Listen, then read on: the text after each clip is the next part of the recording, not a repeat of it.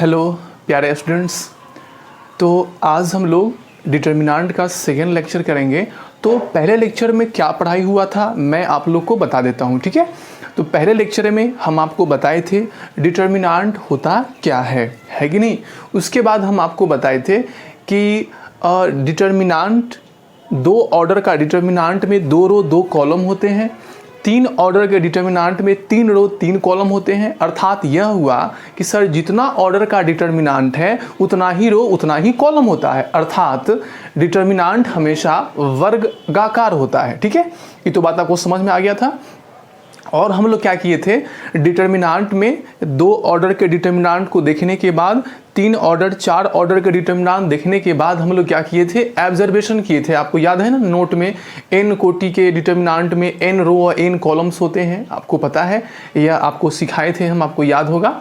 उसके बाद हम आपको बताए थे कि n कोटि के डिटर्मिनेंट में अवयवों की संख्या बराबर है n का स्क्वायर होता है, यानी जितना ऑर्डर है उसका स्क्वायर अवयवों की संख्या होती है। और आपको बताए थे एक चीज़ और कि केवल वर्ग आव्यूह के ही सारणिक होते हैं। यदि कोई वर्ग आव्यूह a है तो उसके डिटर्मिनेंट को कैसे व्यक्त करते हैं, यह बात आपको बताए थे। उसके बाद हम आपको बताए थे कि डिटर्मिनेंट के मान को प्रायः हम लोग डेल्टा या कैपिटल D से सूचित करते हैं, क्या यह बात आपको याद है। उसके बाद हम आपको बताए थे 2 ऑर्डर के डिटर्मिनेंट का मान निकालना, यानी इसका विस्तार करना। और इस पर कुछ एग्जांपल्स भी हम कराए थे, आपको क्वेश्चंस कराए थे और कहे थे कि डिटर्मिनेंट का जो एक्सरसाइज 1 है वह सभी को आपको बनाना है, ठीक है। अब छोटू हम आपको बताए थे, लास्ट में बताए थे कि डिटर्मिनेंट के विस्तार में किसी अवयव के पहले प्लस या माइनस का चिन्ह देने का नियम बताए थे ना, याद है आपको। कहे थे ना कि डिटर्मिनेंट को जब विस्तार करेंगे तो उसके अवयव के पहले कैसे प्लस या माइनस का चिन्ह देते हैं, आपको याद होगा। हम कहे थे प्लस से स्टार्ट करना है, या तो रो में चले या कॉलम में चले, बीचों बीच नहीं चलना है, या तो रो में या कॉलम में प्लस से स्टार्ट करना है और अल्टरनेट यानी एक के बाद एक चिन्ह चेंज होता जाएगा। इस विधि से हम क्या करेंगे, सभी अवयवों पर प्लस या माइनस का चिन्ह दे सकते हैं।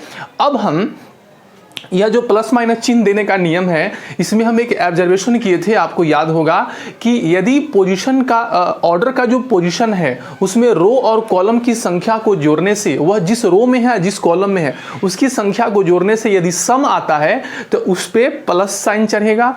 और यदि अवयव जिस पोजीशन में है उसमें रो या कॉलम की संख्या को जोड़ने से यदि विषम संख्या आता है तो उसके पहले माइनस साइन लगेगा। ऐसा हम आपको करवाए थे, याद है। तो चलिए इस पर हम एक क्वेश्चन कर लेते हैं, ठीक है। चलो छोटू एक क्वेश्चन करते हैं।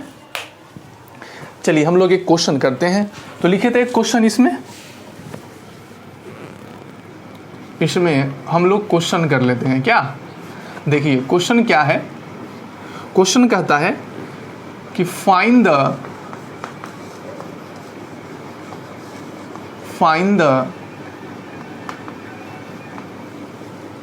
sign of position, find the sign of position element belong to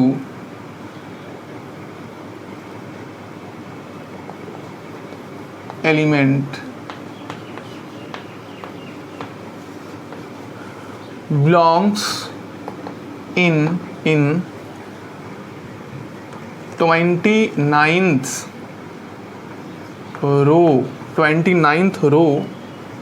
and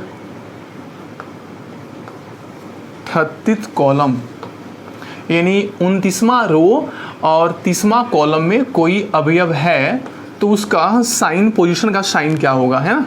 column in 5th order determinant, in 5th order determinant, ठीक है।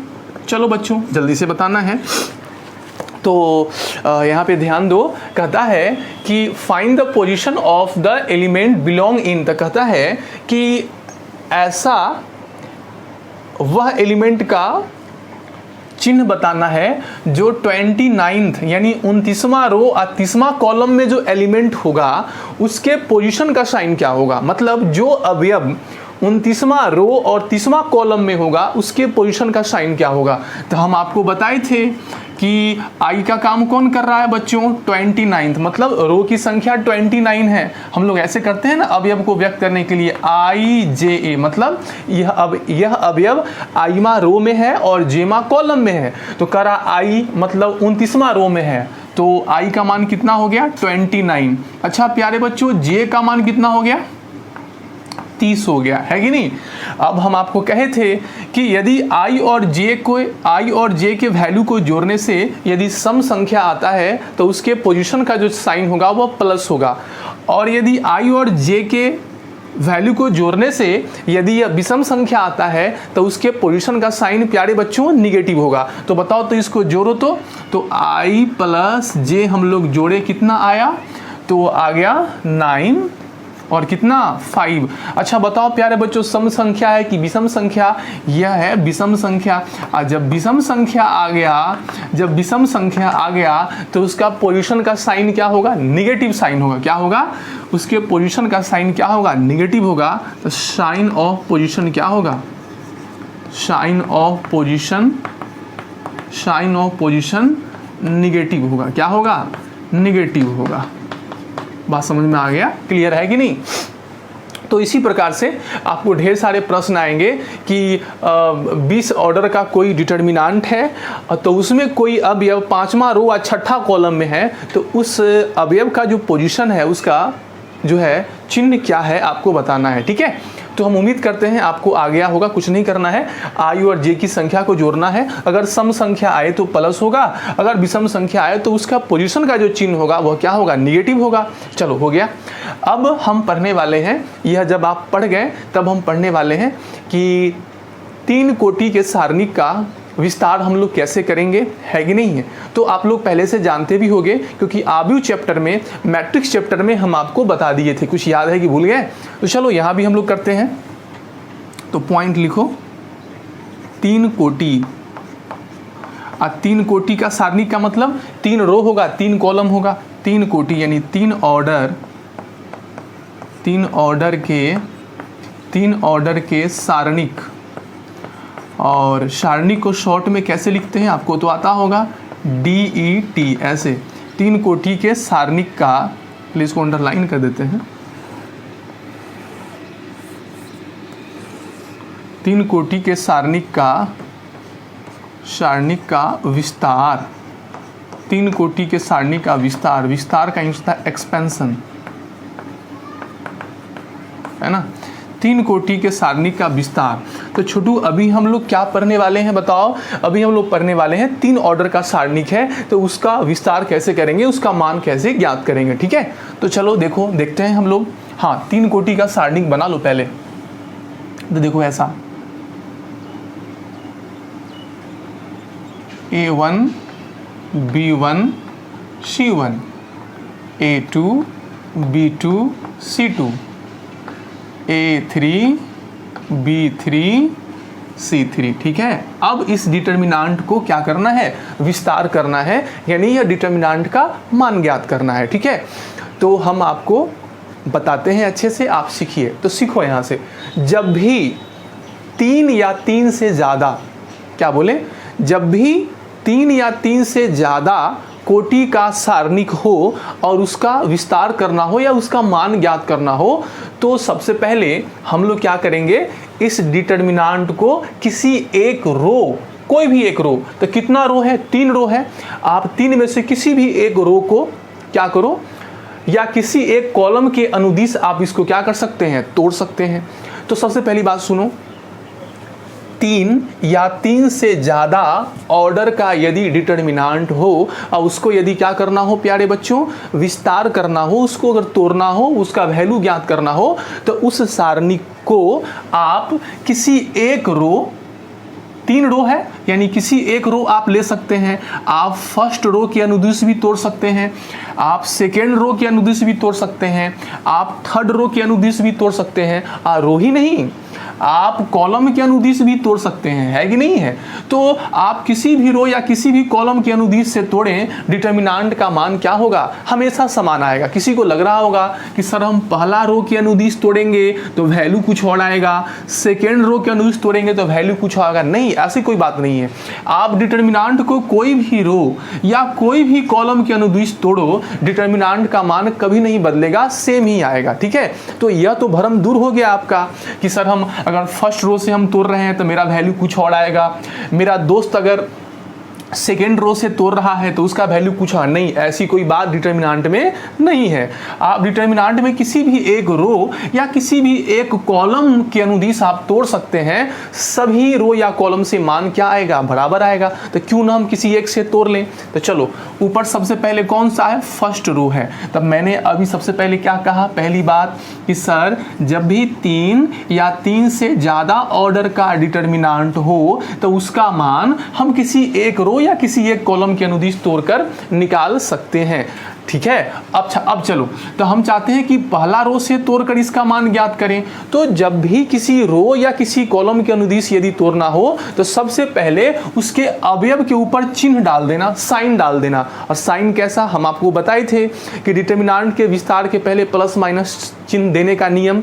तो जब भी 3 या 3 से ज़्यादा ऑर्डर का डिटर्मिनांट हो और उसको यदि किसी रो या किसी कॉलम के अनुदिश अगर क्या करना हो, उसको विस्तार करना हो, तोड़ना हो, इसका मान ज्ञात करना हो, तो सबसे पहला काम है कि जिस रो के अनुदिश आप उसको तोड़ना चाहते हो पहले उस पर क्या बैठाओ, उस पे साइन बैठाओ। तो साइन आपको पता है ना, यहां से स्टार्ट करना है, प्लस से, प्लस माइनस क्या, प्लस, चिन्ह बैठा दिए। क्यों बैठा दिए पहला रो पर, क्योंकि हमको इसको फर्स्ट रो से क्या करना है, तोड़ना है।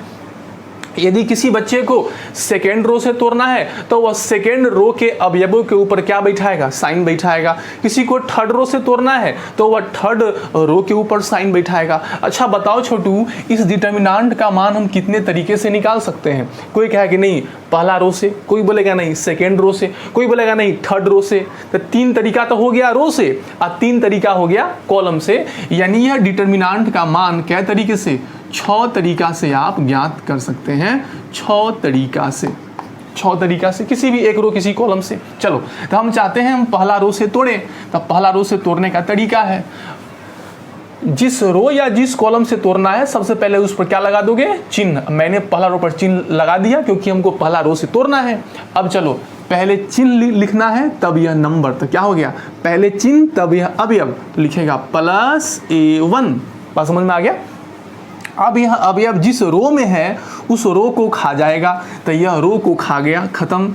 जिस रो में है उस रो को एलिमिनेट कर देगा, तो यह खत्म हो गया, विलुप्त कर देगा। जिस कॉलम में है उस कॉलम को भी विलुप्त कर देगा, और जो बच गया उसका डिटर्मिनांट ले लेना है। तो बच गया यह सब, तो क्या लिखोगे बताओ, determinant B2 C2 B3 C3 ऐसे, ठीक है। चलो अब फिर यह चिन्ह डालना है और चिन्ह के बाद फिर अवयव, तो क्या लिखोगे, -B1 अभी हम कहे थे कि यह अवयव जिस रो में है उस रो को विलुप्त कर देगा। तो यह फर्स्ट रो में है, फर्स्ट रो को खत्म कर गया। यह अवयव सेकेंड कॉलम में है, इसको खा गया, तो बचा क्या, A2 C2 A3 C3। तब बच गया आपको A2 C2 A3 और कितना, C3 आया ऐसे। चलो अब फिर इसके ऊपर प्लस साइन है, तो बताओ क्या होगा, +C1। अब यह जिस रो में है उसको खत्म करेगा, जिस कॉलम में है उसको खत्म करेगा, तो बचा क्या, तो यह गायब, क्या बचा, A2 B2 A3 B3, है कि नहीं। अब बताओ छोटू, मैंने क्या किया, यह जो थर्ड ऑर्डर का डिटर्मिनांट था उसको हम कन्वर्ट कर लिए कै ऑर्डर में, 2 ऑर्डर में। 2 ऑर्डर तो आपको वैल्यू पता है, तो बताओ तो इसको क्या लिखेगा, तो यह हो गया +A1। हाँ जी, इसका वैल्यू तिरछा गुना होगा तो हो जाएगा B2 C3 B3 C2। Okay, चलो -B1। अब देखो यह हो गया A2 C3 A3 C2 और उसके बाद प्लस कितना हो जाएगा, C1 यह तिरछा गुना होगा A2B3 माइनस A3B2। क्या यह बात समझ में आ गया? तो आप सबसे पहले क्या करना, दो बातें याद रखना। पहला कि हम अगर 3 या 3 से ज़्यादा ऑर्डर का डिटर्मिनेंट है तो उसका वैल्यू हम किसी एक रो या किसी एक कॉलम के अनुदिश तोड़कर निकाल सकते हैं। दूसरी बात, आपको जिस रो या जिस कॉलम के अनुदिश उस डिटर्मिनेंट को तोड़ना है तो उसके अवयवों के ऊपर क्या देना है, सबसे पहले चिन्ह देना है, और अवयवों के ऊपर चिन्ह देना हम आपको सिखा चुके हैं। अब जिस रो या जिस कॉलम के अनुदिश तोड़ना है उस पर मैंने चिन्ह बैठा दिया। अब आप उसको क्या करो, इस तरीके से उसको तोड़ लो। जो वैल्यू आएगा वह डिटर्मिनेंट का मान होगा। दो बातें याद रखना है। क्या याद रखना है फिर से, कि जब भी 3 या 3 से ज़्यादा ऑर्डर का डिटर्मिनेंट का मान ज्ञात करना हो तो उसको आप किसी एक रो या किसी एक कॉलम के अनुदिश तोड़ सकते हैं, जो मन करे वो आप लीजिए, ठीक है। और दूसरी बात, जिस रो से तोड़ना है या जिस कॉलम से तोड़ना है उस पर क्या बैठाना है, चिन्ह। और चिन्ह बैठाने के बाद आप उसको इस तरीके से तोड़ दोगे, ठीक है। कोई दिक्कत वाली बात? अगर 3 बाई 3 कोटि का सारणिक है तो इसका मान कितने तरीके से ज्ञात कर सकते हैं, 6 तरीके से। 3 गो रो से, 3 गो रो है तो 3 तरीके से, 3 गो कॉलम है तो 3 तरीके से, यानी 3 तरीके से रो से या 3 तरीके से कॉलम से, यानी 6 तरीके से आप ज्ञात कर सकते हैं, ठीक है बच्चों। तो चलो अब आप इसको जल्दी से उतार लो, है कि नहीं। यह क्वेश्चन उतार लो। अब इसको उतार लो तो आपको पता ही होगा पहले से, लेकिन फिर भी डिटर्मिनेंट टॉपिक हम लोग पढ़ रहे हैं तो इसे पढ़ना जरूरी है, ठीक है। तो फटाक से उतार लो, हम इसको मिटाएंगे।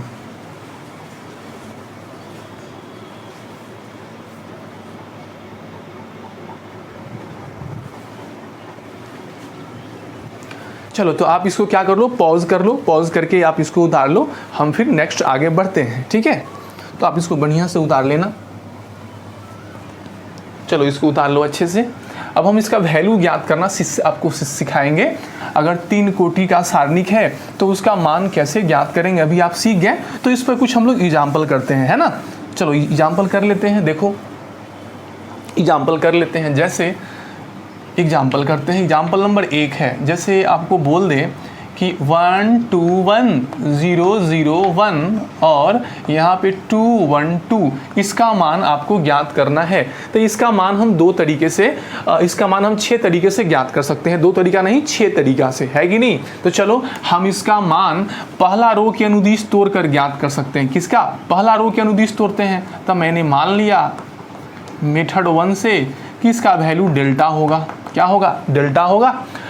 तो आपको बताए थे ना कि डिटर्मिनेंट का मान कुछ नहीं पता है तो डेल्टा या डी मान सकते हैं। अब बताओ छोटू, यहाँ से हम चाहते हैं कि इस डिटर्मिनेंट का मान ना फर्स्ट रो से ज्ञात करें, फर्स्ट रो से। तो फर्स्ट रो के ऊपर क्या लगाना पड़ेगा? चिन्ह। तो यहाँ पे क्या होगा? प्लस माइनस और कितना? प्लस हो गया। अब लिखो पहले साइन तब वह नंबर, तो लिखेगा +1। अब ये 1 जिस रो में है उस रो को विलुप्त करेगा और जिस कॉलम में है उसको विलुप्त करेगा, तो बच जाएगा आपके पास 0 1 1 2। क्या कोई दिक्कत वाली बात नहीं ना। चलो फिर -2, यह सब आपको अच्छे से आता है। -2 तो 2 फर्स्ट रो में है, यह गया, यह गया, यह हो गया 0 1 2 2। ओके प्यारे बच्चों, समझ में आया। फिर चलो ये क्या हो जाएगा? +1। अब यह गया, यह गया, 0 0 2 1, कोई दिक्कत वाली बात नहीं। अब हम यहाँ से डेल्टा बराबर है मान ज्ञात करते हैं, तो +1 हो गया। 2 इंटू 0 इंटू 2 0, 1 इंटू 1 -1 हो गया। -2, चलो ऐसे 0 इंटू 2 0 और 1 इंटू 2 -2 हो गया, है ना। फिर चलो +1, 0 इंटू 1 0 और माइनस कितना? 0। प्यारे बच्चों यहाँ से डेल्टा बराबर क्या आ गया? तो ये तो हो गया 0 1 इंटू -1 हो गया। अच्छा यह तो हो गया -2 इंटू 0 0, -2 इंटू -2 प्लस क्या हो गया? 4 हो गया। और यहाँ पे 0 इंटू 0 0 गुना समथिंग कितना? 0 आ गया। यहाँ बताओ आंसर कितना आ गया? +4 -1 कितना? 3 आ गया, ठीक है। अच्छा अब चलो, अब हम इसका इस डिटर्मिनेंट का मान हम सेकेंड रो से निकालना चाहते हैं, सेकेंड रो से। तो सेकेंड रो, चलो ठीक है। तो यहाँ तक सब उतार लिया अच्छे से। हाँ, अब देखो यहाँ छोटू, अभी जो आप क्या किए, इसको जो आप बनाए हैं, अब हम चाहते हैं कि इस डिटर्मिनेंट का मान ना सेकेंड रो से ज्ञात करें। किससे ज्ञात करें? सेकेंड रो से। तो सेकेंड रो से इस डिटर्मिनेंट का मान ज्ञात करना पड़ेगा प्यारे बच्चों। तो इसके ऊपर क्या देना पड़ेगा? चिन्ह। तो सबको पता है, प्लस माइनस, ये तो जानते हो। अब चलो, माइनस जीरो और यह जिस रो में है, जिस कॉलम में है, गया 2 1 1 2 आ गया यहाँ पे, फिर +1, फिर प्लस जीरो जिस रो में है, जिस कॉलम में है, उसको खा जाएगा। 1 1 2 2 1 1 2 2 आ गया, फिर -1 से लिए। अब बताओ छोटू, इसका मान कुछ भी हो, बगल में जीरो है तो जीरो हो जाएगा। इसका मान कुछ भी हो, बगल में जीरो है तो जीरो हो जाएगा। तो जो एलिमेंट इसमें जीरो है, उसके संगत जो वैल्यू है वह सब क्या हो रहा है? जीरो। अच्छा, डिटर्मिनेंट में जो एलिमेंट जीरो रहता है, उसके संगत मान ऐसे लिखने की आवश्यकता नहीं है। जीरो में गुना होकर तो जीरो हो जाएगा, यानी जो जीरो नहीं है उससे वैल्यू आएगा। तो इस 1 वाले से वैल्यू आया था, ये सब तो जीरो हो गया। 1 वाले से ऐसे 1 × 1 1, अब 2 × 2 कितना? 4 हो गया। -1 1 - 4 कितना? -3 -1 3 आ गया। तो आपने यहाँ से क्या देखा? ये बताओ तो कैलकुलेशन इसमें ज़्यादा बड़ा है कि इसमें ज़्यादा बड़ा है? तो कैलकुलेशन इसमें ज़्यादा बड़ा है, क्योंकि इसमें कोई जीरो नहीं हुआ था। यहाँ कैलकुलेशन एक ही लाइन में हो गया। क्यों? क्योंकि इसमें जीरो की संख्या अधिक थी। तो यहाँ से आपने यह ऑब्जर्व किया कि सर डिटर्मिनेंट का वैल्यू हम उस रो या उस कॉलम के अनुदिश निकालेंगे जिसमें जीरो की संख्या क्या हो, जिसमें जीरो की संख्या ज़्यादा हो। जिस रो या जिस कॉलम में जीरो की संख्या ज़्यादा होगा ना, उससे मान निकालना उतना ही आसान होगा। क्योंकि देखो तो यहाँ 0 0 है, ये सब तो जीरो हो गया, बहुत इजी आ गया। तो जिस रो या जिस कॉलम में जीरो की संख्या ज़्यादा है, हम डिटर्मिनेंट का मान उसी रो या उसी कॉलम के अनुदिश तोड़कर निकालेंगे। जीरो आने से कैलकुलेशन क्या होता है? आसान हो जाता है। तो अभी आपने यह पढ़ा। अभी हम थर्ड ऑर्डर के डिटर्मिनेंट में मैंने आपको 2 बात बताया कि सर आप डिटर्मिनेंट का मान किसी रो या किसी कॉलम के अनुदिश तोड़कर निकाल सकते हैं, मान में कोई परिवर्तन नहीं होता है। और दूसरा बात आपने पढ़े कि कैलकुलेशन को आसान करने के लिए डिटर्मिनेंट को उस रो या उस कॉलम के अनुदिश विस्तार करेंगे, तोड़ेंगे, जिसमें जीरो की संख्या क्या हो? अधिकतम हो। बात समझ में आया? तो इसको आप उतार लो, है ना। फिर हम आगे नोट कराते हैं। अभी जो बात हम ऑब्जर्व किए हैं वह वाली बातें हैं कि नहीं।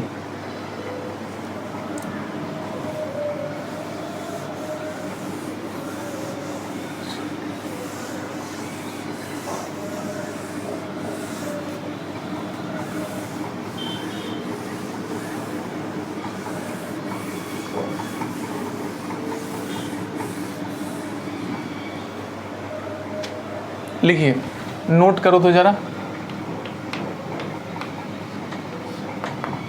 पहला,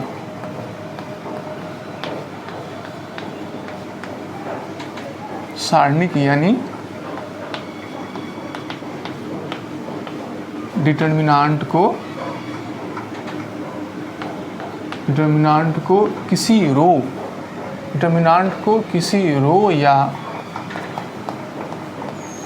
रो या कॉलम के डिटर्मिनेंट को किसी रो या कॉलम के अनुदिश यानी अलोंग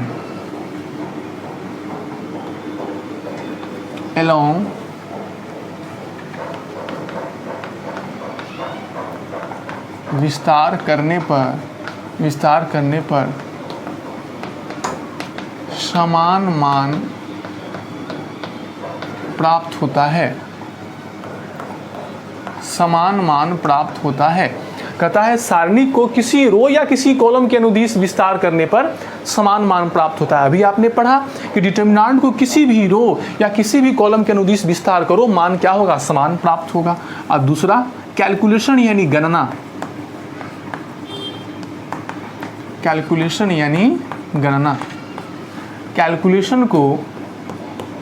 कैलकुलेशन को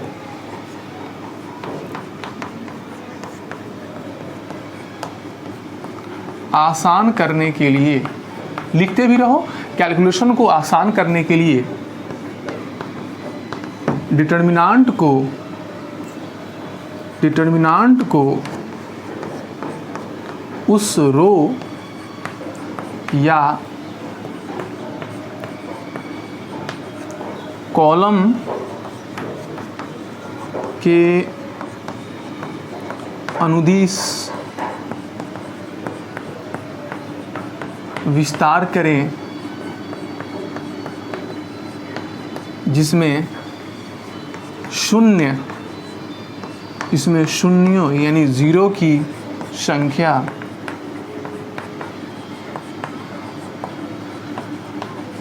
संख्या अधिकतम हो। प्यारे बच्चों, अभी मैंने आपको अभी के लेक्चर में बताया कि सर 3x3 कोटि का सारणिक का मान कैसे ज्ञात करते हैं। 6 तरीके से ज्ञात करते हैं। जिस रो या जिस कॉलम के अनुदिश तोड़ना है उसके ऊपर क्या लगा देना, चिन्ह, और उसको क्या करना है, उस रो या उस कॉलम के अनुदिश क्या करना है, तोड़ना है। सारणी को किसी रो या किसी कॉलम के अनुदिश तोड़े तो मान में कोई फर्क नहीं पड़ता, मान समान आता है। और कैलकुलेशन को आसान करने के लिए सारणिक में जिस रो या जिस कॉलम में जीरो की संख्या अधिकतम होगी, सारणिक को उसी रो या उसी कॉलम के अनुदिश हम लोग क्या करेंगे, तोड़ेंगे। ठीक है। अब चलो, अब इसके आधार पर जब हम यह नोट जान गए हैं, जब यहाँ तक हम लोग कंसेप्ट समझ गए हैं, तो इसके आधार पर 2, 4, 5 क्वेश्चन हम लोग लगाते हैं, बनाते हैं। फिर उसके बाद यह कंसेप्ट पूरा समझ में आपको आ जाएगा। ठीक है प्यारे बच्चों, तो लिखिए तो क्वेश्चन फटाफट करें जल्दी से। 5 क्वेश्चंस करते हैं हम लोग, है ना। तो लिखो जल्दी, क्वेश्चन करें।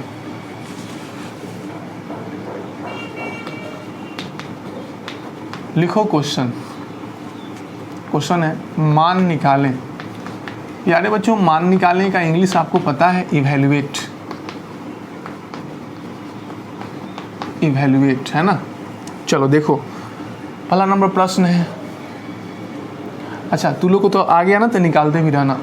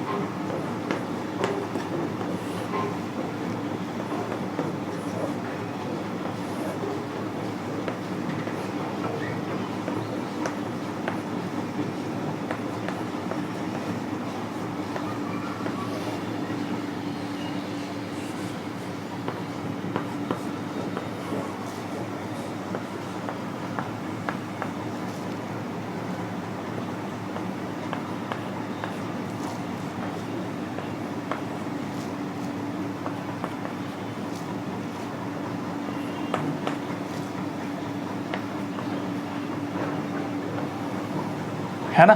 चलो देखो बच्चों, हम लोग बनाते हैं। 5 क्वेश्चंस दिए हैं, इसको हल करते हैं हम लोग ना।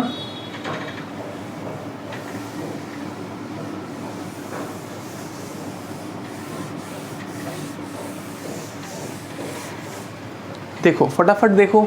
चलो, इसका मान नहीं जानते हैं तो क्या मानना पड़ेगा, डेल्टा। तो सॉल्यूशन माना डेल्टा बराबर है 1 - 2 4 3 5 1 7 2 5। ओके। चलो, अब आपको बताए थे कि डिटर्मिनांट के जिस रो या जिस कॉलम में जीरो की संख्या अधिकतम हो, तुम उसी रो या उसी कॉलम से तोड़ना, क्योंकि कैलकुलेशन आसान होगा।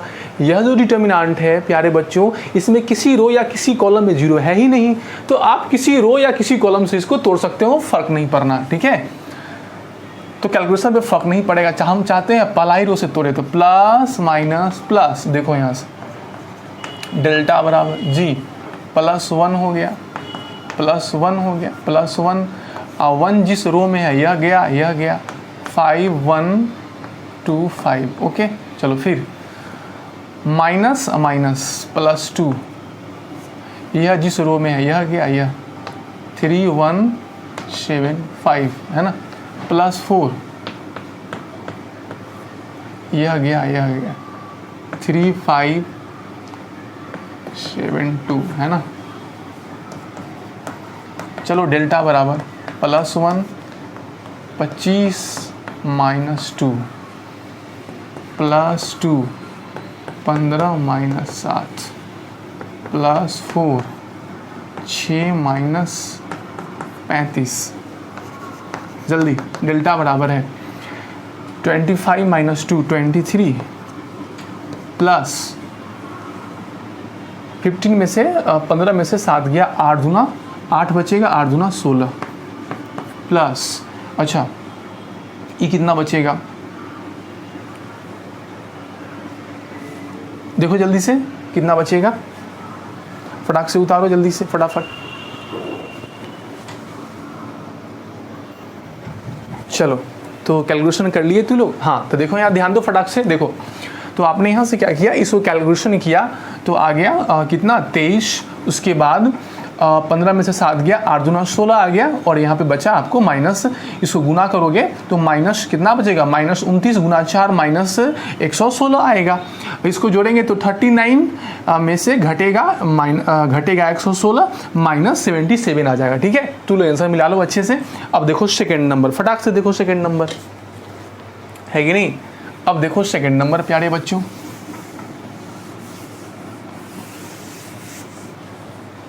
है ना। अब देखो क्वेश्चन नंबर 2। अब क्वेश्चन नंबर 2 में ना दिमाग लगाना है।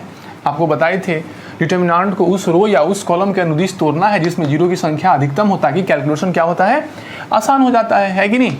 तो आ गया -3 5 कितना 1 हो गया, उसके बाद 2 और 7 4। अब प्यारे बच्चों हम देखेंगे किस रो में जीरो ज़्यादा है, तो इसमें जीरो है ही नहीं, फायदा नहीं होगा, यह नहीं। हाँ यह रो में पहला रो में जीरो की संख्या 2 है, यानी जिस रो में जीरो की संख्या ज़्यादा हो उससे जब तोड़ेंगे तो कैलकुलेशन क्या होगा, आसान होगा। तो रो नहीं कॉलम भी चेक कर लेते हैं, एक ही गो जीरो है, एक भी नहीं, एक ही गो है।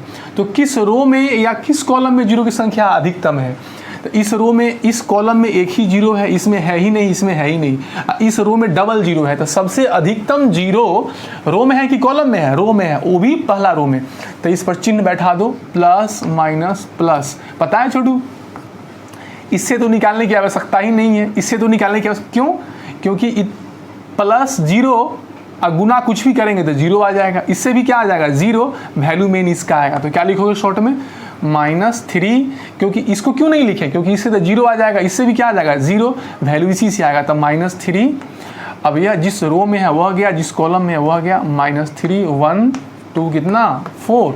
अब बताओ -3, हाँ अब -12 अब -2 -3 इंटू -14 माइनस माइनस प्लस, तो होती है 42 आंसर आ गया। कोई दिक्कत वाली बात नहीं, आगे बढ़ो फटाक से, है ना। क्वेश्चन नंबर 3 देखो। अब क्वेश्चन नंबर 3 देखा जाए। माना डेल्टा बराबर है 0 2 1 0 4 2 1 6 5, है कि नहीं। अब चलो छोटू, हम किस रो या किस कॉलम के अनुदिश तोड़ेंगे, तो पहला रो में एक जीरो, दूसरा रो में एक जीरो, एक भी नहीं, इसमें डबल जीरो कोई नहीं, यानी पहला कॉलम में डबल जीरो है। तो चलो पहला कॉलम से तोड़ लेते हैं, आसान होगा। तो प्लस माइनस प्लस हो गया, पता है इससे तोड़ने की आवश्यकता नहीं है, इससे भी नहीं, इससे खाली तोड़ेंगे। तो बताओ क्या होगा, डेल्टा बराबर है +1, यह जिस रो में है यह गया, जिस कॉलम में है यह गया, 2 1 4 कितना 2 आ गया। बताओ यहाँ से डेल्टा बराबर, जल्दी से बोलो, +1 4 में से 4 गया, है कि नहीं। तो वैल्यू क्या आ गया, डेल्टा बराबर 0, है कि नहीं। कोई दिक्कत वाली बात नहीं है, जल्दी से उतारिए, है कि नहीं। चलें अब आगे बढ़ें, है ना। अच्छा इससे तो ठीक है ना, वैल्यू ठीक आया है ना। चलिए बच्चों आगे बढ़ते हैं हम लोग। चलिए अब देखो तो क्या नंबर, अब क्वेश्चन नंबर 4 देखो, फटाफट देखो 4।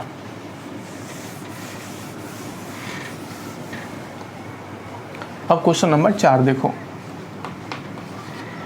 मैंने मान लिया डेल्टा बराबर कितना, जल्दी से बोलो, और 3 2 1, उसके बाद 0 0 1, उसके बाद 4 2 1 है ना। बताओ तो किस रो में या किस कॉलम में जीरो की संख्या अधिकतम है। तो एक एक एक एक कुछ भी नहीं, ऐसे दो, यानी दूसरा रो में डबल जीरो है, यानी जीरो की संख्या दूसरा रो में अधिकतम है। तो प्लस माइनस, इसी से तोड़ेंगे। तो इससे तो तोड़ेंगे नहीं क्योंकि वैल्यू जीरो आ जाएगा। इससे भी कितना कहा, हाँ इससे भी नहीं तोड़ेंगे, खाली इससे आएगा। तो -1, यह ख़त्म, यह ख़त्म। 3 2 4 2 आ गया। -1 जी, 6 -8, -2 इंटू -1 2 आ गया, बात ख़त्म हो गया। अब चलो किससे नंबर, इससे फटाफट देखो, जल्दी से उतार लो। अब देखिए पाँचवा,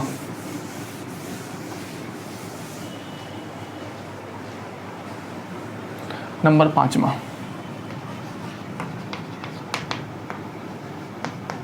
माना डेल्टा बराबर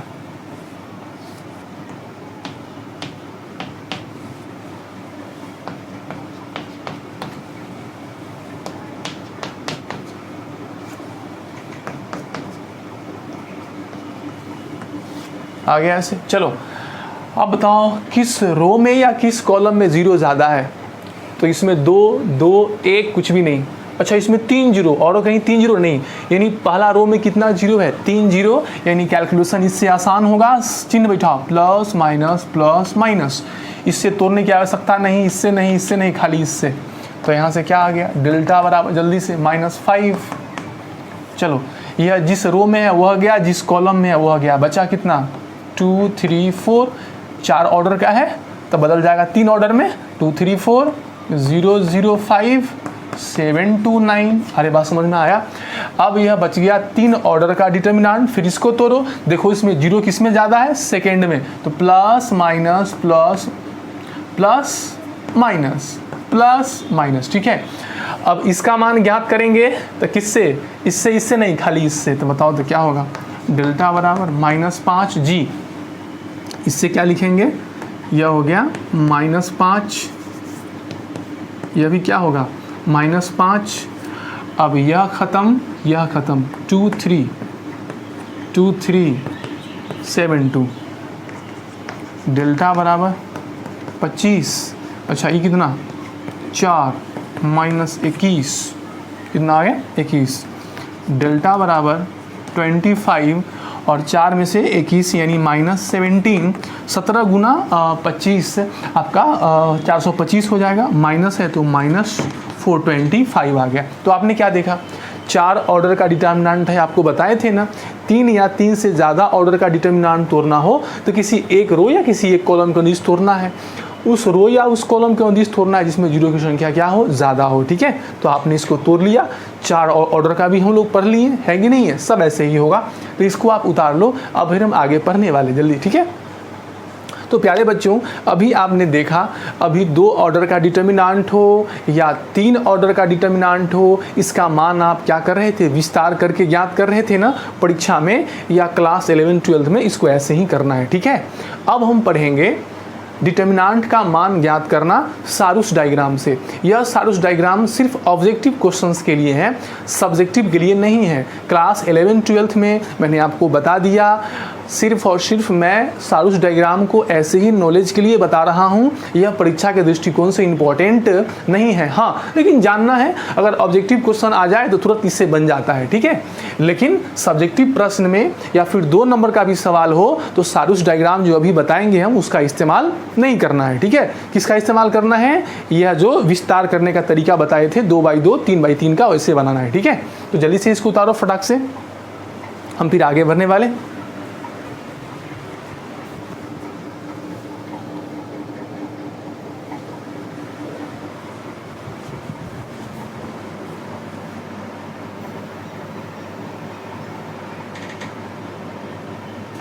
तो चलो सब उतार लिया। अब हम पढ़ने वाले हैं evaluation of a determinant by Sarrus diagram, ठीक है। तो अभी आपको बता ही दिए हम, इस सारूस डायग्राम का उपयोग कहाँ करना है, क्लास 11 12 में नहीं करना है, सिर्फ नॉलेज के लिए पढ़ना है। हाँ अधिक से अधिक इस्तेमाल आप वहाँ कर सकते हैं ऑब्जेक्टिव क्वेश्चन में, है ना। तो देखो सारूस डायग्राम, पहले इसका इस्तेमाल कहाँ कहाँ करेंगे, क्या यह सारूस डायग्राम सभी तरह के डिटर्मिनांट में लग सकता है कि नहीं, वो पढ़ेंगे। अब फिर पढ़ेंगे सारूस डायग्राम बनाते कैसे हैं, मान कैसे ज्ञात करते हैं। तो लिखा जाए evaluation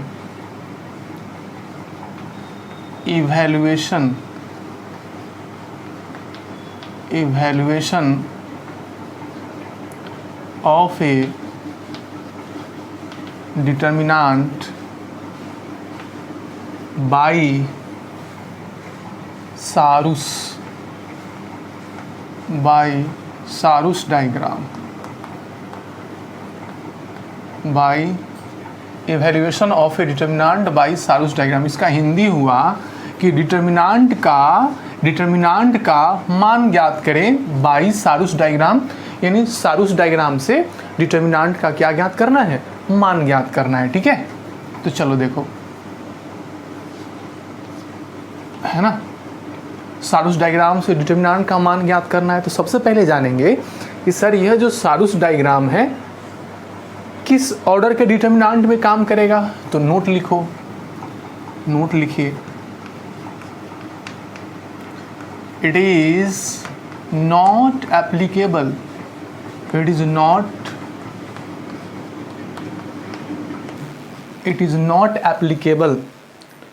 it is not applicable for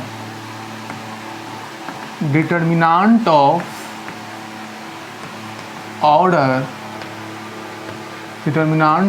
order greater than 3। अच्छा, ये बात समझा। कहता है कि यह जो सारूस डायग्राम है यह 3 से ज़्यादा ऑर्डर के डिटर्मिनांट के लिए एप्लीकेबल नहीं है। मतलब वह डिटर्मिनांट जिसका ऑर्डर 3 से ज़्यादा है, हाँ 3 है चलेगा, 3 से कम है चलेगा, लेकिन डिटर्मिनांट का ऑर्डर 3 से ज़्यादा नहीं होना चाहिए। तो सारूस डायग्राम किस प्रकार के डिटर्मिनांट के लिए एप्लीकेबल है, लागू होगा, जो डिटर्मिनांट का ऑर्डर 3 से ज़्यादा नहीं होगा। 3 से ज़्यादा नहीं होगा इसका मतलब हुआ 3 ऑर्डर का होगा या 3 से कम का होगा, उसमें एप्लीकेबल होगा। जैसे 2/2, 3/3 में काम करेगा। समझ में आ गया। तो आपको पता चल गया कि सर जो सारूस डायग्राम है वह 3 से ज़्यादा ऑर्डर डिटर्मिनांट के लिए काम नहीं करता, यह केवल 3/3 यानी 3 ऑर्डर के डिटर्मिनांट के लिए काम करेगा या फिर 2 के लिए। ठीक है, चलो अब चलते हैं हम लोग सारूस डायग्राम निकलता कैसे है। तो देखो यहाँ से डेल्टा बराबर है, हम एक डिटर्मिनांट लेते हैं ऐसे A1 B1 C1, A2 B2 C2, फिर क्या लेते हैं A3 B3 C3। हमको सारूस डायग्राम से इस डिटर्मिनांट का मान निकालना है 3/3 का, 2/2 का, तभी फिलहाल 3/3 है, तो इसका मान निकालना है। तो सारूस डायग्राम बनाते हैं। तो देखो यहाँ सारूस डायग्राम कैसे बनेगा, सारूस डायग्राम पहले बनाना पड़ेगा ना, बनाते हैं। तो सारूस डायग्राम कैसे बनेगा, तो सारूस डायग्राम बनाने के लिए आपको करना यह है कि पहले डिटर्मिनांट में जितना भी एलिमेंट दिया हुआ है सबको उतार लो।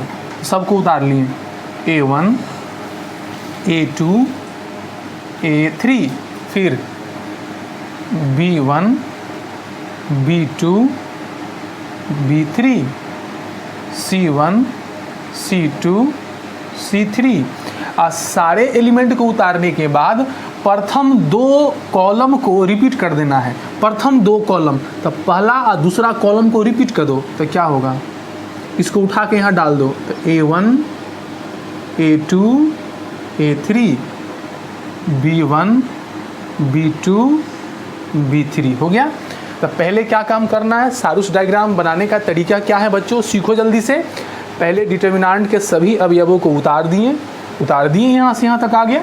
उसके बाद प्रथम 2 कॉलम को रिपीट करना है, और रिपीट करने के बाद एरो लेना है। एरो का मतलब तीर चलाना है, ऐसे तीर, ऐसा तीर लगाना है जिसमें 3 एलिमेंट को क्रॉस करे।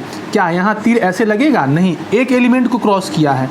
ऐसा तीर जो 3 एलिमेंट को क्रॉस करे, ऐसे भी नहीं होगा, 2 करेगा, ऐसे होगा। ऐसे देखो, ऐसे 3 एलिमेंट को क्रॉस कर रहा है, फिर तीर ऐसे लगेगा। 3 एलिमेंट क्रॉस कर रहा है, फिर तीर ऐसे लगेगा। आगे तीर लगेगा नहीं, 2 को कर रहा है, 1 को, आगे तीर नहीं जाएगा। तो ऐसा एरो लगाना है जो 3 एलिमेंट को क्रॉस करे, ठीक है। एक बार ऊपर से नीचे, अब जाना है नीचे से ऊपर भी तीर लगाना है। तो देखो यहाँ तीर लगेगा, 3 एलिमेंट को क्रॉस करना चाहिए, यहाँ भी नहीं लगेगा, यहाँ लगेगा ऐसे, फिर ऐसे और फिर 3 एलिमेंट को क्रॉस करेगा, ऐसे आ गया। तो एक बार ऊपर से नीचे तीर लगाना है जो 3 एलिमेंट को क्रॉस करे, कहीं तीर नहीं लगाना है, यहाँ तीर नहीं लगाना, यहाँ एक ही एलिमेंट को क्रॉस कर रहा है, तीर वहाँ लगाना जहाँ 3 एलिमेंट को क्रॉस करे। ऐसे करेंगे तो 2 एलिमेंट, ऐसे करेंगे 3 3 3। बात समझ में आ गया। उसके बाद क्या करना है, इसका डिटर्मिनेंट का मान हो जाएगा कैसे, तो डिटर्मिनेंट का वैल्यू हो जाएगा, ऊपर से नीचे जो तीर लगाए हैं इस सब को गुना करो, इस सब को गुना करो, सब को गुना करो और जोड़ो। तो इसको गुना करो तो क्या आएगा, A1 B2 C2, क्या आएगा A1 B2 और कितना C3 प्लस ऊपर से नीचे जितना तीर लगाया सबको गुना करके जोड़ो, इसको भी गुना करो तो B1 C2 A3, B1 C2 A3, फिर इसको भी गुना करो C1 A2 और कितना B3, सबको ऊपर से नीचे जो तीर लगा उसको हम क्या किए, ऊपर से नीचे तीर से गुना करके जोड़ लिए। अब फिर चलो माइनस माइनस, नीचे से जो ऊपर तीर लगा है सब गुना करके जोड़ो। तो क्या गुना करेंगे तो क्या आएगा बोलो, आएगा A3 B2 C1 प्लस सबको जोड़ना है B3 C2 B3 C2 A1 है ना, चलो प्लस C3 के बाद A2 के बाद B1, ऐसा आ गया है ना, ऐसा आ गया, ठीक है। तो कुछ नहीं करना है आपको, सारूस डायग्राम बनाने का सिंपल सा तरीका है, पहले डिटर्मिनेंट के अवयव को उतार देना है, मैंने उतार दिया। प्रथम 2 कॉलम को रिपीट कर देना है, ऊपर से नीचे एरो लगाना है, ऐसा एरो लगाना है कि 3 एलिमेंट को क्रॉस करे, यह आ गया। फिर नीचे से ऊपर कर दिए, ऊपर से नीचे जो तीर लगाया है सबको गुना करना है और जोड़ देना है। माइनस माइनस, नीचे से ऊपर गया है, गुना करना है, जोड़ देना है, बात खत्म हो गया, ठीक है। बात समझ में आ गया ना। ऐसे तो इसको आप ऐसे भी कर सकते हो कि सर ऊपर से नीचे, ऐसे भी कर सकते हो, एक स्टेप यहाँ पे बना सकते हो। ऊपर से नीचे जो आया है उसको गुना करके जोड़ना है, अब माइनस नीचे से ऊपर जो आया है उसको गुना करके घटा लेना है, ठीक है। बात समझ में आ गया। चलो सारूस डायग्राम यही था। तो 3/3 ऑर्डर का डिटर्मिनेंट का मान ज्ञात करना हो, 2/2 को तो आपको आसान ही रहता है ना, खटाक से गुना करते हैं चला आता है। 3/3 का सारूस डायग्राम से ऐसे बनेगा, ठीक है।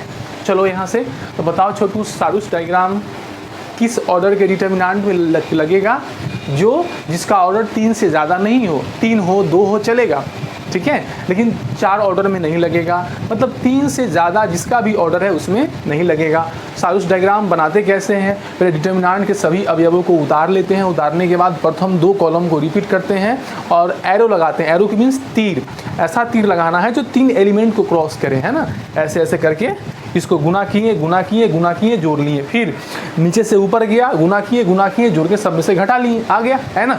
अब हम सारूस डायग्राम से कुछ क्वेश्चंस करेंगे और आपको बताएंगे कैसे बनता है। जल्दी से देखो फटाफट। चलिए अब हम सारूस डायग्राम से क्वेश्चंस बनाएंगे, उसके बाद हम लोग आगे बढ़ेंगे। तो लिखा जाए, लिखिए क्वेश्चन।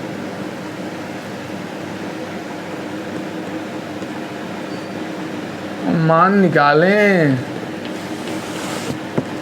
By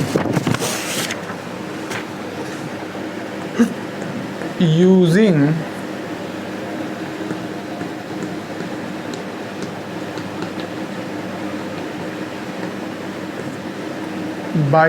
Sarrus diagram.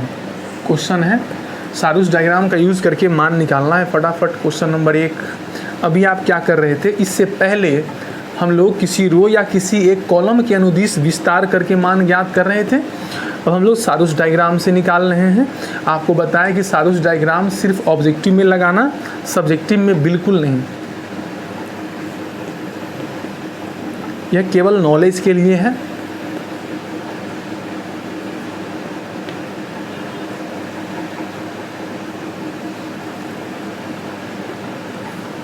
एक और बस, उसके बाद ख़त्म हो जाए।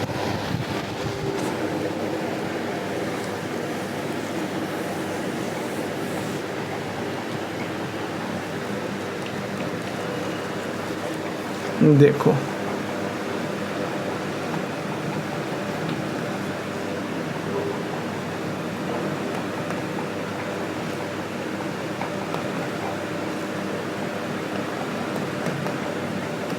बस हो गया है ना। अब बनाओ सारूस डायग्राम से। चलो पहला बनाते हैं सारूस डायग्राम से। मैंने माना डेल्टा बराबर है, फटाफट 1 2 3 2 3 4 2 0 5, ऐसा है ना, ऐसा है। अब हम इसका बनाते हैं सारूस डायग्राम। कैसा? तो सभी एलिमेंट को उतार लो। तो 1 2 3 2 3 4 2 0 5, प्रथम कॉलम, प्रथम दो कॉलम को रिपीट करो। 1 2 2 2 3 0, ऐसा आ गया। उसके बाद ऊपर से नीचे एरो चलाना है। यहाँ एरो चलेगा? नहीं सर, एक ही हो रहा है। यहाँ एरो चलेगा? नहीं सर, ऐसा एरो चलाना है कि 3 अवयव जो है से हो कर जाए। यह हो गया। फिर ऐसे ऐसे नहीं, ऐसे ऐसे ऐसे, है ना। उसके बाद हो गया। अब वैल्यू ज्ञात कर लेंगे। देखो देखो तो डेल्टा बराबर क्या होगा। हाँ, पहले तिरछा वाला गुना करो। 5 15, 15 गुना 1 15। चलो उसके बाद 4 दूना 8 दूना 16 प्लस 3 दूना 6 गुना 0 0 माइनस, फिर नीचे से ऊपर गया 3 तिहाई 9 दूना 18, 4 एकम 4, 4 गुना 0 0, 5 दूना 10 दूना 20। डेल्टा बराबर बताओ कि कितना होगा। 6 5 1 2 1 3 माइनस कितना हो गया 20 और 18 माइनस 38। डेल्टा बराबर है 31 में से 38 घटा तो -7 आ गया। बड़ा सिंपल है कि नहीं है? क्लियर है? हाँ, कुछ कुछ लोग इसको ऐसे भी करता है, यह डायग्राम नहीं बना के यह वाला काम इसी में कर लेता है। वो भी आपको बता दे रहे हैं कि अगर परीक्षा में अगर आपको ऑब्जेक्टिव क्वेश्चन आ जाए, 3x3 ऑर्डर का डिटर्मिनेंट ऑब्जेक्टिव आ जाए, तो फटाक से इसी में कुछ लोग करता है। कुछ लोग क्या करेगा कि यह जो प्रश्न दिया हुआ है, जैसे यह प्रश्न दिया हुआ है ना, यह जो प्रश्न दिया हुआ है तो ठीक है, चलो खैर कोई बात नहीं। यह जो प्रश्न दिया हुआ है, प्रश्न नंबर जो दिया हुआ है, इसी में क्या करेगा, बढ़ा लेगा एक लाइन। कैसे? तो इसको रिपीट, इस सब उतारा हुआ है, इसी में प्रथम 2 कॉलम को रिपीट कर देगा। इसी में बस कुछ नहीं करेगा।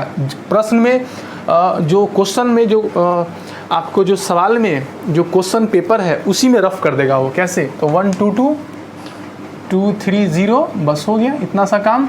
अब ऐसे तीर लगाना शुरू करेगा। बात तो एक ही है ना। फिर ऐसे ऐसे ऐसे ऐसे ऐसे, बस इसी में इसका मान ज्ञात कर देगा। 5 दूना 5 15 15 आ गया। अच्छा, यह कितना आएगा? 4 दूना 8 दूना 16 और 0 गुना कुछ भी 0, एक भी 0 हो जाएगा तो 0 हो जाएगा माइनस। चलो अब ऊपर से नीचे, नीचे से ऊपर 18, उसके बाद यह तो 0 हो जाएगा। अब प्लस ये कितना 20, देखो तो उतना ही उत्तर आएगा -7। तो अगर आपको ऑब्जेक्टिव में आ जाए तो हम प्रश्न सवाल में ही बगल में रफ करेंगे, इसका उत्तर ले आएंगे, है कि नहीं है? तो आप ऐसे भी कर सकते हो, या नहीं तो सवाल में भी ऐसे करके इसको बना सकते हो। अब देखो क्वेश्चन नंबर 2 हम अब शॉर्ट में बना देंगे, ठीक है। चलो, ताकि शॉर्ट बनाना है तो शॉर्ट सीखना पड़ेगा ना। हटा देते। अब देखो क्वेश्चन नंबर 2 है तो मैं सवाल में ही इसको बना दूंगा। कैसे? तो प्रथम 2 कॉलम को रिपीट करना है तो रिपीट करो 2 4 1, उसके बाद -1 1 और -1 आ गया ऐसे। चलो तीर लगाना है, तीर ऐसे लगेगा, तीर ऐसे लगेगा, तीर ऐसे लगेगा। फिर नीचे से ऊपर ऐसे ऐसे नहीं, ऐसे, फिर ऐसे, फिर ऐसे, है ना। अब वैल्यू क्या होगा? तो डेल्टा बराबर हो जाएगा, जी हाँ जी, चलो 5 एकम 5 दूना 10, उसके बाद इसमें 2 इंटू 1 2 इंटू -1 -2, उसके बाद 4 3 12 12 इंटू -1 -12 हो गया, माइनस यह हो गया, ऊपर से नीचे वाला सब को गुना करके इधर कर दिए। चलो अब नीचे से ऊपर 3 इंटू 3 3 इंटू 1 कितना 3 आ गया, 4 इंटू -1 -4, उसके बाद 5 का 20 यानी कितना -20। जल्दी से डेल्टा बराबर जी, यह हो गया -14, -14 में से 10 गया -4 माइनस जी हाँ यहाँ बताना कितना होगा, तो -24 में से +3 यानी कितना -21, ये -21 होगा, डेल्टा बराबर -4 आई प्लस कितना 21, तो डेल्टा बराबर कितना आ गया 17। बात ख़त्म आ गया, इसी में कर दिए। अब अगला प्रश्न जो बनाएंगे इसी को हम लोग इसी में बना देंगे। कैसे, तो 1 3 -2 2 4 5, बस कुछ नहीं करना, ऐसे नहीं होगा, ऐसे नहीं होगा, ऐसे होगा।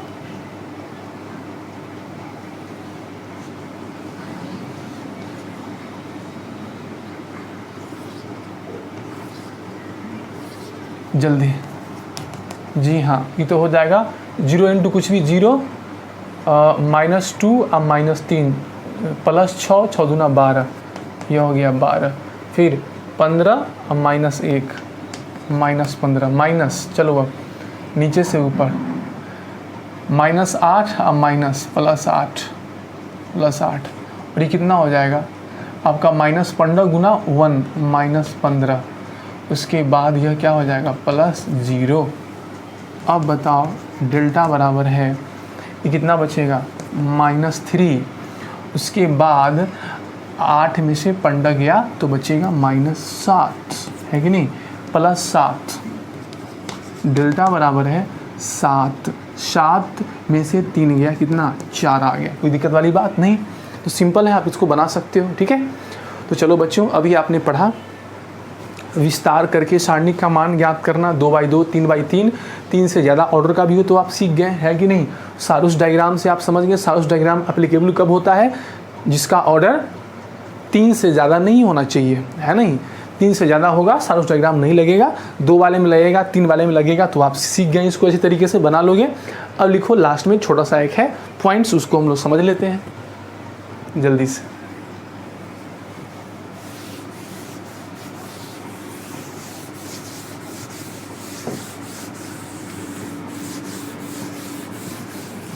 अगला क्लास बहुत ही इंपॉर्टेंट क्लास होगा प्यारे बच्चों। अब लिखिए सम्मित तथा विषम सम्मित। अच्छा, सम्मित और विषम सम्मित आप आव्यूह पढ़े थे, सम्मित और विषम सम्मित सारणिक भी होता है। ठीक है, तो लिखा जाए, लिखो, लिखिए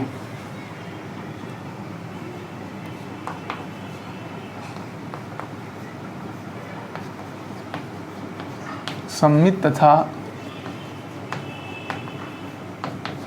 विषम सम्मित सारणिक।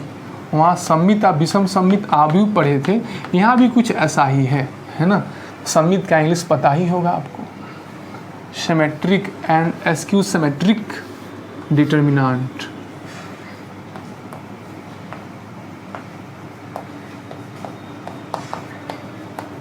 Symmetric and askew symmetric,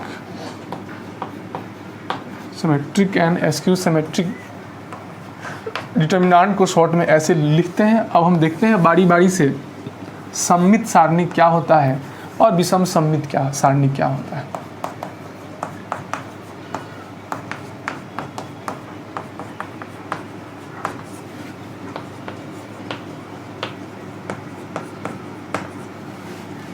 symmetric determinant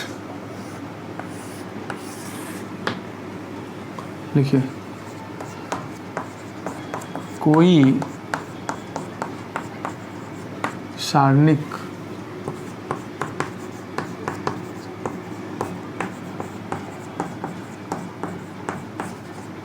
सम्मित कहलाता है यदि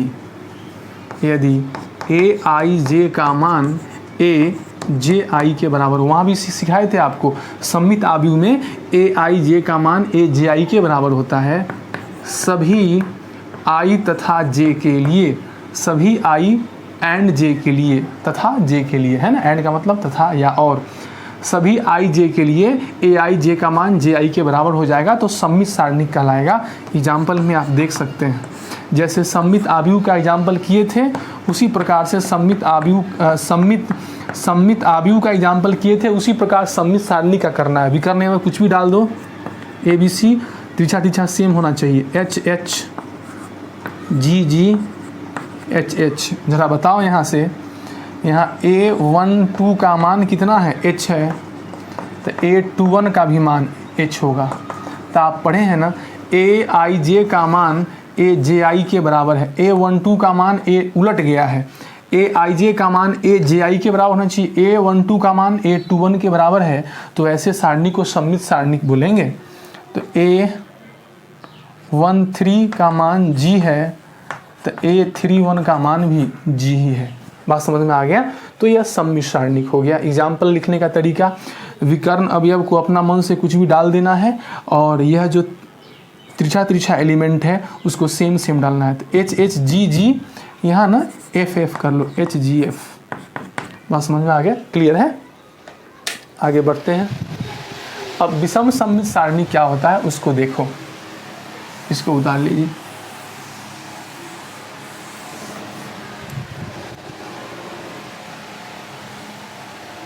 नंबर दूसरा, विषम सममित सारणिक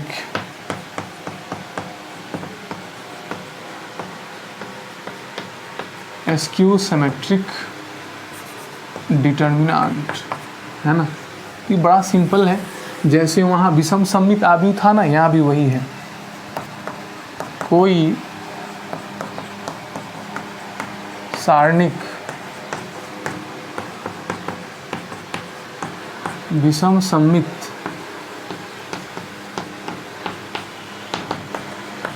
कहलाता है यदि ए आई जे का मान माइनस ए जे आई का मान माइनस जे आई के बराबर हो सभी आई तथा जे के लिए।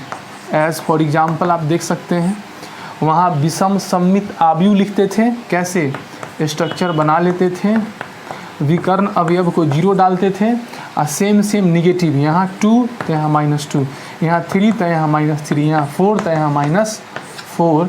यह विषम सममित आव्यूह का विषम सममित सारणिक का एग्जाम्पल हुआ। कैसे, A12 का मान कितना है -2, A21 का मान कितना है 2। देखो इसका निगेटिव है कि नहीं है, तो यहाँ कर रहा है AIJ का मान AJI का निगेटिव हो रहा है कि नहीं है, तो तिरछा तिरछा अवयव एक दूसरे का निगेटिव होगा। फिर A13 का मान -3, तो A31 का मान कितना 3 आ रहा है, एक दूसरे का निगेटिव हो रहा है कि नहीं हो रहा है, ठीक है। तो इस प्रकार से यह किसका एग्जाम्पल हो गया, विषम सममित सारणिक का। विषम सममित आव्यूह पढ़े थे, उसी से क्या बनाया, सारणिक बनाया, ठीक है। तो इतना को आप अच्छे से क्या करना, ध्यान में रखना। कल हम क्या करने वाले, कल बहुत इंपॉर्टेंट क्लास है, हम डिटर्मिनेंट पे डिस्कशन करने वाले हैं और डिटर्मिनेंट का प्रॉपर्टी बताने वाले। क्या बताने वाले हैं, प्रॉपर्टी यानी गुण। गुण पे आधारित ढेर सारे प्रश्न हम लोग करेंगे। तो आपको जो एनसीईआरटी में हम जो पिछले क्लास में एक्सरसाइज दिए थे उसको फिर से एक बार पूरा को बना जाना अच्छे से, जो छूट गया होगा। उसके बाद फिर हम आगे बढ़ने वाले नेक्स्ट क्लास में, बहुत ही बढ़िया क्लास होगा, ठीक है। तो चलो छोटू, यहाँ तक सबका ख़त्म हो गया। बाय बाय, टेक केयर, है ना।